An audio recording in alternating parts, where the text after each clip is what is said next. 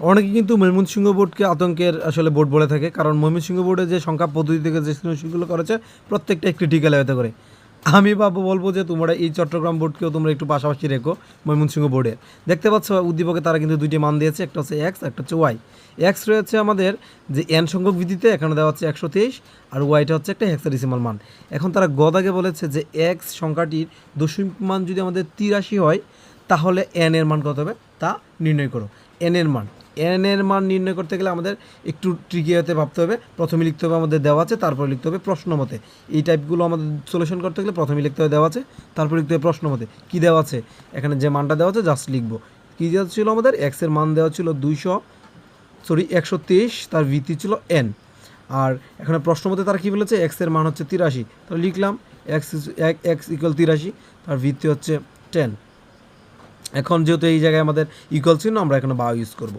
এক্সের মান কত ছিল আমাদের, 123 ছিল। আমরা এদিকে লিখে নিই 123, এন তো এনই। আর এটা যেহেতু দশমিক সংখ্যা পদ্ধতি, তার বেস বারবার লিখতে হবে না, শুধু এইভাবেই আমরা খোলাভাবে লিখলে আমরা বুঝতে পারবো যে এটা দশমিকে রয়েছে। এখন কথা হচ্ছে এটা তো দশমিকই রয়েছে, মানে এর বেস দশমিক আমরা জানি, কিন্তু এই সংখ্যা পদ্ধতির বেজ কত আমরা জানি না। এখন কথা হচ্ছে এটাকেও আমরা এখন তাহলে কনভার্ট করব দশমিকে, এই মানটাকেও চেষ্টা করব দশমিকে কনভার্ট করার, তাহলে তার বেজটা আমরা বের করতে পারবো। তাহলে এই জাতীয় প্রশ্নগুলো আমাদের সলিউশন করতে গেলে তো অবশ্যই রূপান্তরের টেকনিকগুলো লাগবে। আমাদের রূপান্তরের টেকনিক হচ্ছে 3টি, দেখতে পাচ্ছ এই 3টির সমন্বয়ে মূলত আমরা যে কোনো আমাদের সৃজনশীল আমরা কভার করতে পারবো এই সংখ্যা পদ্ধতি থেকে আসা। আচ্ছা, তাহলে যেহেতু আমরা এখন দশমিক সংখ্যা যে কোনো সংখ্যা পদ্ধতি থেকে দশমিক সংখ্যার পদ্ধতিতে রূপান্তর করবো, তাহলে গুণ এবং যোগ প্রক্রিয়ার যে আমাদের প্রসেসটা রয়েছে সেটা মেনটেন করতে হবে। যে কোনো সংখ্যা পদ্ধতি থেকে দশমিক আসতে গেলে গুণ এবং যোগ প্রক্রিয়া আসতে হয়। এখন জাস্ট এটাকে এখন অ্যাপ্লাই করব। প্রথম ডিজিটটা লিখলাম যা ছিল তা, তারপরে আমাদের গুণাকারে লিখব তার বেসটা, তারপরে দ্বিতীয় ডিজিট, তারপরে আবার বেস, তারপর হচ্ছে তৃতীয় ডিজিট এবং তারপরে আবারও বেস। এইভাবে ক্রমান্বয়ে লিখতাম যদি আরও থাকতো। যেহেতু আমরা দশমিকে যাব, আমরা জানি দশমিক সংখ্যা 0 থেকে 9 পর্যন্ত, আর এটাকে বিপরীত ক্রম থেকে আমাদের লিখে আসতে হবে এগুলোর বেজের উপরে। তাহলে 0 থেকে এখানে লিখবো 0, হ্যাঁ, তারপর লিখবো আমরা এই জায়গায় লিখবো 1, তারপর এই জায়গায় লিখবো 2, 3, 4, এভাবে ক্রমান্বয়ে লিখবো যদি আরও থাকতো। তাহলে এইদিকে কী ছিল, সমানের ওইদিকে 83 লিখলাম। এখন এই ক্যালকুলেশন করলে আমরা পাচ্ছি এখানে এন স্কোয়ার, আর এখানে পাচ্ছি আমরা 2n। আর এই জায়গায় দেখতে পাচ্ছি এনের উপরে পাওয়ার হিসেবে রয়েছে 0, এনের উপরে পাওয়ার হিসেবে 0 থাকলে এর মান হয়ে যায় 1। এন না, এখানে যদি 1000ও থাকতো, 1000 উপরে যদি 0 থাকতো তার মান 1ই হতো। আর এই 1 এখানে পেয়েছি, আর 1-এর সাথে আমরা যদি 3 গুণ করি এদিকে 3 পাবো, আর ওইদিকে যা ছিল তো তাই।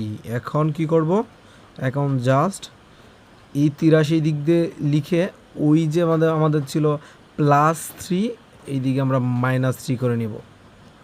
এখন আমরা পাবো এইটা। তাহলে আমরা মিডল টার্ম করতে গেলে কিন্তু আমরা জানি ছোটো ক্লাসে শিখেছিলাম যে পুরো মানকে এক পাশে নিয়ে আসতে হয়। তাহলে এই 80 তো প্লাস ফিগারে রয়েছে, এটাকে এই দিকে নিয়ে আসলে আমাদের মাইনাস হয়ে যাবে, আর ওই দিকে কিচ্ছুই থাকবে না, শুধু শূন্য পড়ে থাকবে। আর এই স্ট্রাকচারটি মূলত আমাদের সাজাতে হয় যদি মিডল টার্ম করতে হয়। এখন কথা হচ্ছে আমাদের এই 80কে এমনভাবে ভাঙতে হবে যেন যোগ অথবা বিয়োগ করে যেন আমরা এখানে 2n মিলাতে পারি, আর গুণ করে যেন 80 মিলাতে পারি। তাহলে এই কাজটা করি আমরা এই সাইডে।